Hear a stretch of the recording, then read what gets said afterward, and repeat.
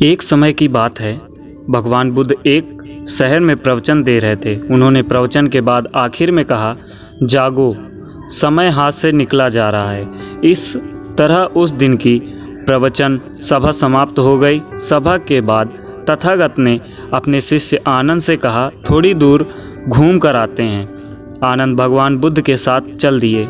अभी वे विहार के मुख्य द्वार तक ही पहुँचे थे, लेकिन वहीं पर रुक गए। प्रवचन सुनने आए लोग बाहर निकल रहे थे, इसलिए भीड़ का माहौल था। वे दोनों भीड़ कम होने का इंतजार करने लगे। इसी बीच उस भीड़ से निकलकर एक स्त्री भगवान बुद्ध के नज़दीक आई।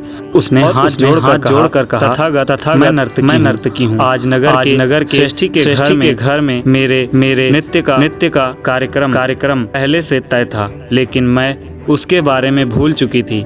यहाँ जैसे ही आपने कहा कि जागो, समय निकला जा रहा है, मुझे तुरंत इस बात की याद आई कि मुझे कार्यक्रम में जाना है। उसके बाद एक डाकू भगवान बुद्ध से मिला और उसने कहा, तथागत, मैं आपसे कोई बात छिपाऊंगा नहीं। मैं भूल गया था कि आज मुझे एक जगह डाका डालने जाना था, पर आज उपदेश सुनते ही मुझे अपनी योजना याद आ गई।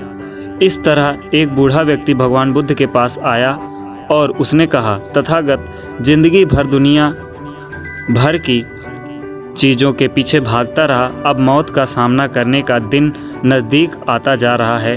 अब मुझे लगता है कि सारी ज़िंदगी यूं ही बेकार हो गई। आपकी बातों से आज मेरी आंखें खुल गई हैं। आज से मैं अपने सारे मोह छोड़कर निर्वाण के लिए कोशिश करूँगा। जब सब लोग चले गए तब भगवान बुद्ध ने कहा, आनंद, ध्यान दो, प्रवचन मैंने एक ही दिया, लेकिन उसका हर किसी ने अलग अलग मतलब निकाला।